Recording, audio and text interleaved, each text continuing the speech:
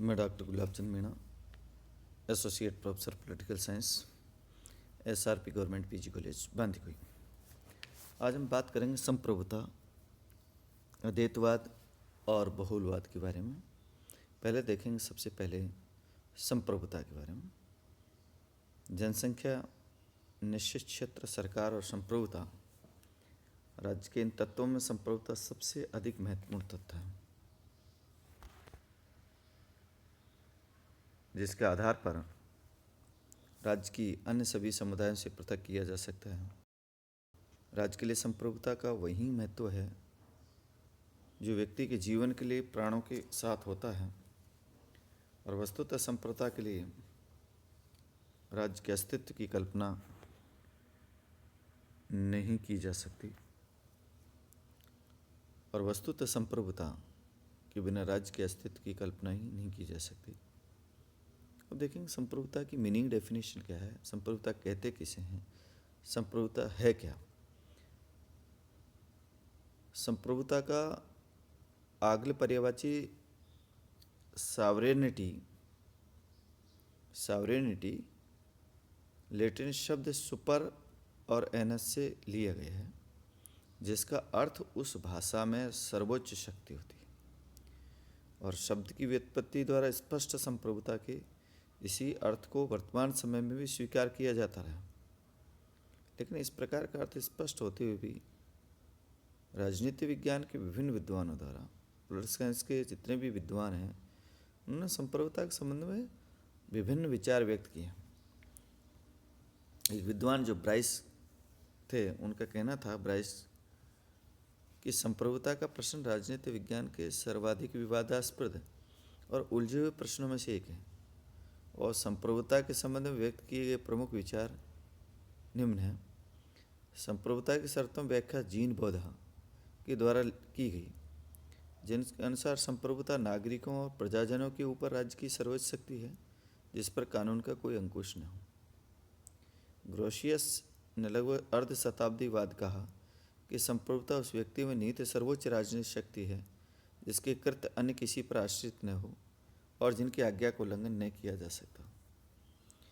डिगविट के अनुसार संप्रभुता राज्य के आदेश देने की शक्ति होती है, और राज्य के रूप में संगठित राष्ट्र की ये इच्छा होती है कि वह अधिकार है जिसके आधार पर राज्य के निश्चित क्षेत्र के सभी व्यक्तियों को असीमित आदेश दिए जा सकते हैं।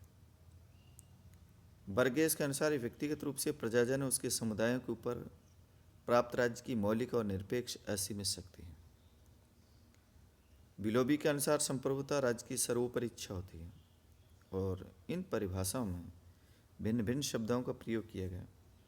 तथापि इन सभी विद्वानों का आशय यही है, इन सभी विद्वानों का अर्थ यही है कि संप्रभुता का तात्पर्य एक निश्चित क्षेत्र में राज्य की सर्वोच्च शक्ति से है, लेकिन इसमें से किसी की परिभाषा को पूर्ण नहीं कहा जा सकता। इस कारण है कि संप्रभुता के दो पक्ष होते हैं, आंतरिक संप्रभुता और बाह्य संप्रभुता, और संप्रभुता के इन्हीं दो पक्षों में से उपयुक्त परिभाषाओं में से संप्रभुता में से केवल एक पक्ष, आंतरिक संप्रभुता को ही व्यक्त किया गया, और संप्रभुता के इन दोनों पक्षों की विवेचना निम्न प्रकार है। पहले देखेंगे आंतरिक संप्रभुता। आंतरिक संप्रभुता का तात्पर्य है कि राज्य व्यक्तियों या व्यक्ति समुदायों से उच्चतर होता है, और वह अपने निश्चित क्षेत्र के अंतर्गत रहने वाले सभी व्यक्तियों और निश्चित क्षेत्र में स्थित सभी समुदायों और संगठनों को किसी प्रकार की आज्ञा दे सकता है तथा शक्ति के आधार पर इन आज्ञाओं को मनवा सकता है। व्यक्ति अथवा समुदाय द्वारा इन आज्ञाओं के विरुद्ध अन्यत्र कहीं भी अपील नहीं की जा सकती। डॉक्टर गार्नर के शब्दों में ये कहा जा सकता है कि संप्रभुता राज्य के संपूर्ण क्षेत्र में विस्तृत होती है, और एक राज्य के अंतर्गत स्थित सभी व्यक्ति और समुदाय इसके अधीन होते हैं। बाहरी संप्रभुता। बाहरी संप्रभुता का तात्पर्य है कि राज्य किसी भी बाहरी सत्ता के प्रत्यक्ष अथवा अप्रत्यक्ष नियंत्रण से स्वतंत्र होता। एक राज्य को इस बात की पूर्ण स्वतंत्रता प्राप्त होती है कि वह विदेशों में से जैसे चाहे वैसे संबंध स्थापित करें। कानूनी दृष्टि से वह मैत्री युद्ध या तटस्थता, इनमें से किसी भी मार्ग को अपना सकता है। लास्की ने संप्रभुता के इस बाहरी पक्ष की ओर संकेत करते हुए कहा कि आधुनिक राज्य संप्रभुत्व संपन्न राज्य होता है, अतः वह अन्य राज्यों के संबंधों के विषय में स्वतंत्र होता और उसके संबंध में अपनी इच्छा को किसी बाहरी शक्ति से प्रभावित हुए बिना ही व्यक्त कर सकता। संप्रभुता के इन दोनों पक्षों को दृष्टि में रखते हुए संप्रभुता की परिभाषा इस प्रकार की जा सकती है कि संप्रभुता राज्य की वह सर्वोच्च शक्ति है जिसके द्वारा राज्य के निश्चित क्षेत्र के अंतर्गत स्थित सभी व्यक्तियों और समुदायों पर पूर्ण नियंत्रण रखा जाता है और जिनके आधार पर एक राज्य अपनी ही समान दूसरे राज्य के साथ अपनी इच्छानुसार संबंध स्थापित कर सकता है। अब देखें संप्रभुता के क्या लक्षण हैं। संप्रभुता की धारणा के आधार पर संप्रभुता के प्रमुख रूप से निम्न लक्षण बताए जा सकते हैं। पहले है निरंकुशता। संप्रभुता का अर्थ सर्वोच्च शक्ति से, जैसा कि संप्रभुता के अर्थ से स्पष्ट है कि सर्वोच्च शक्ति निरपेक्ष और निरंकुश होती है और संप्रभुता आंतरिक और बाह्य दोनों ही क्षेत्रों में निरंकुश और सर्वोच्च होती है। और आंतरिक क्षेत्र में संप्रभुता सभी व्यक्तियों और समुदायों पर नियंत्रण रखती है और शक्ति के आधार पर उनमें अपनी आज्ञाओं को मनवा सकती है और किसी के द्वारा भी राज्य की आज्ञाओं को चुनौती नहीं दी जा सकती। बाहरी क्षेत्र में एक राज्य दूसरे राज्यों के संबंध स्थापित करने के संबंध में पूर्णतः स्वतंत्र होता है। वैधानिक दृष्टि से आंतरिक और बाह्य क्षेत्र में राज्य की संप्रभुता पर किसी प्रकार का नियंत्रण नहीं होता। ऑस्टिन के शब्दों में कहा जा सकता है कि संप्रभु अन्य सभी से आदेश पालन कराने की स्थिति में होता है किंतु स्वयं किसी के आदेश पालन का अभ्यस्त नहीं होता। दूसरी संप्रभुता के लक्षणों में कही जा सकती है मौलिकता।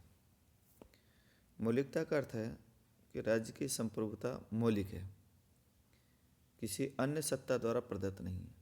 यदि ये स्वीकार कर लिया जाए कि संप्रभुता प्रदत्त हो सकती है तो ये भी मानना पड़ेगा कि इसे देने वाली सत्ता राज्य तथा प्रभु सत्ता से भी ऊपर रहेगी और अपनी दी गई वस्तु को उसके द्वारा अपनी इच्छा अनुसार वापस लिया जा सकेगा।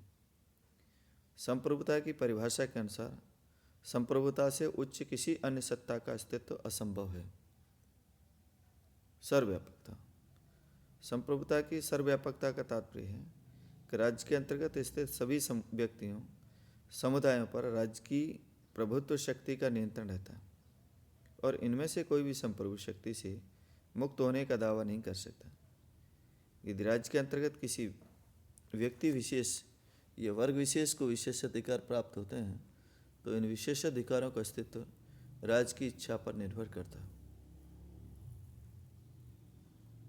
दूसरा, सर्वव्यापकता का केवल एक अपवाद कहा जा सकता है और वह है राज्येतर संप्रभुता का सिद्धांत। Principle of extra territorial sovereignty. और इस सिद्धांत के अनुसार एक देश के अंतर्गत स्थित राजदूतावास उस देश की संपत्ति समझा जाता है और जिसे वह देश का प्रतिनिधित्व करता है और दूतावास के क्षेत्र में उसी देश में कानून लागू होते हैं जिस देश का वह प्रतिनिधित्व करता है। लेकिन ये सिद्धांत संप्रभुता की सर्वव्यापकता पर नियंत्रण नहीं है, वह अंतर्राष्ट्रीय शिष्टता और सौजन्यता के आधार पर एक राज्य का दूसरे राज्य को दिया गया विशेष सम्मान है। यदि कोई राज्य अपनी संप्रभुता का प्रयोग करते हुए इन विशेषाधिकारों और सुविधाओं को वापस लेना चाहे तो ले सकता है। स्थायित्व। अनेक बार संप्रभुता को एक सरकार विशेष का पर्यायवाची समझ लिया जाता है। चौथी जो बात है स्थायित्व की, अनेक बार संप्रभुता को एक सरकार विशेष का पर्यायवाची समझ लिया जाता है, लेकिन ऐसा समझना भ्रमपूर्ण है। वस्तुतः संप्रभुता स्थायी होती है और संप्रभुता का अंत करना राज्य को ही समाप्त करना। ब्रिटिश संविधान में राजा मृत है, राजा चिराई हो, king is dead, long live the king की जो कहावत प्रचलित है वह सरकार और संप्रभुता